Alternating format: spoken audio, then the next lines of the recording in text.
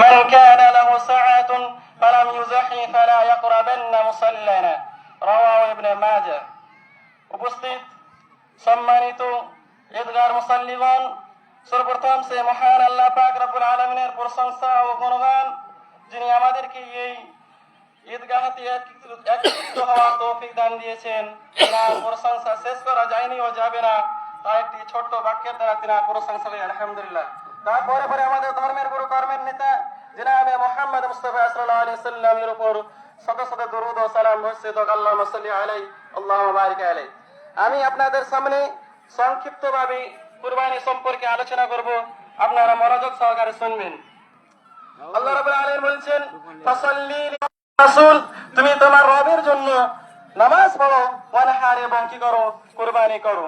অত্র আয়াতটি যে আল্লাহ রাব্বুল আলামিন বলছেন, সর্বপ্রথম যেটা কাজ সেটা হচ্ছে নামাজ পড়া, আর তারপরে যেটি কাম হচ্ছে সেটি হচ্ছে কুরবানি করা। তাহলে এই আয়াত দ্বারা বুঝতে পারা যায় যে ব্যক্তি নামাজ পড়বে সেই ব্যক্তির জন্য কুরবানি রয়েছে, যে ব্যক্তি নামাজ না পড়লো সে ব্যক্তির কুরবানি নাই। আজ আমরা দেখতে পাই মানুষ নামাজ পড়ে না কিন্তু কুরবানি দিচ্ছে। আকসার উলামার ফতোয়া এটাই যে ব্যক্তি নামাজ পড়ে না সে ব্যক্তির কুরবানি হবে না। আপনি নিজেই যাচাই করেন আপনি নামাজ পড়ছেন কি পড়ে না। আপনি যদি নামাজ না পড়েন আপনার কুরবানি করানো হবে না। এজন্য আকসার উলামা বলছেন কি, কোন ব্যক্তি যদি নামাজ না পড়ে তার সাথে ভাগে আপনিও কুরবানি দিবেন না, কারণ তার কুরবানি কবুল হবে না। তাহলে ফাসাল্লি যে শব্দটি আল্লাহ রাব্বুল আলামিন ব্যবহার করেছেন, প্রথমে নামাজ, তারপরে হচ্ছে কুরবানি।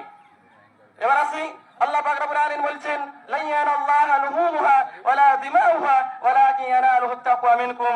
কুরবানি করার একটি মাকসাদ হচ্ছে কি, যে আল্লাহ রাব্বুল আলামিন বলছেন যে তোমাদের কুরবানির খুন এবং গোশত আমার কাছে পৌঁছে না, সেটা পৌঁছেছে তোমার তাকওয়া। তাহলে আমাদের তাকওয়া সাফ হতে হবে, তাহলে আমাদের কুরবানি কবুল হবে, নচেত কুরবানি কবুল হবে না। এর একটি কারণ রয়েছে, জামানে জাহেলিয়াতে লোক কি করতো, কুরবানি করতো। আজ আমরাও কুরবানি করি, কিন্তু পার্থক্য হচ্ছে দুটি, তারা বুতের জন্য কুরবানি করতো আর আমরা করি আল্লাহ রাব্বুল আলামিনের জন্য।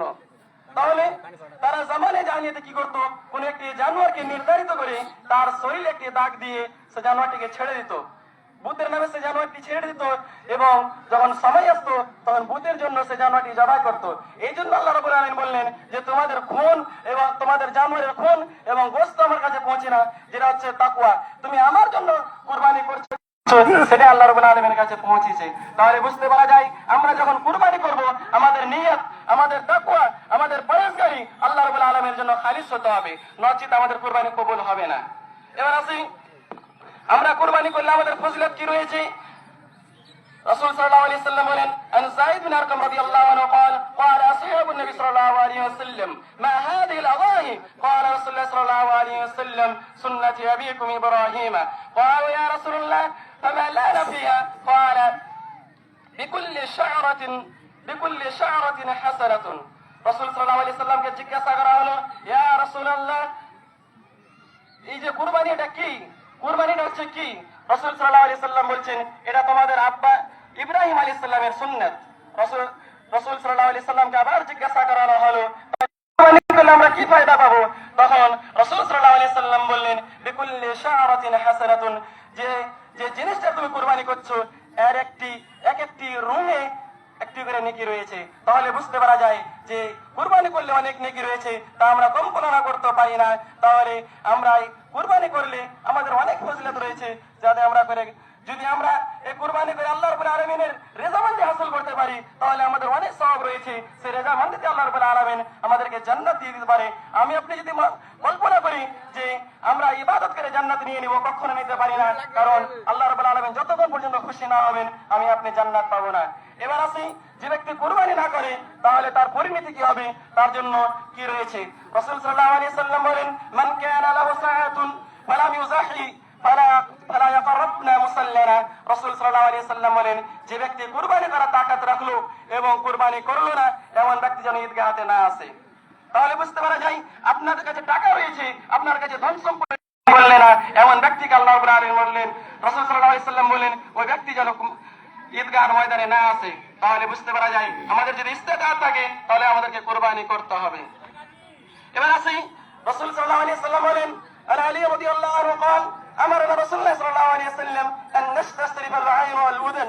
রাসূল সাল্লাল্লাহু আলাইহি ওয়াসাল্লাম বলেন, এ আলী, তোমরা যখন কুরবানি করবে তখন তোমরা কুরবানির জানোয়ারকে দেখে নাও, কুরবানির জানোয়ারের চোখ দেখে নাও, কান দেখে নাও, তাহলে বুঝতে পারা যায় যখন আমরা কুরবানি করব কুরবানির কান, চোখ এবং কুরবানির আগে পিছে যা রয়েছে সব দেখে নিতে হবে।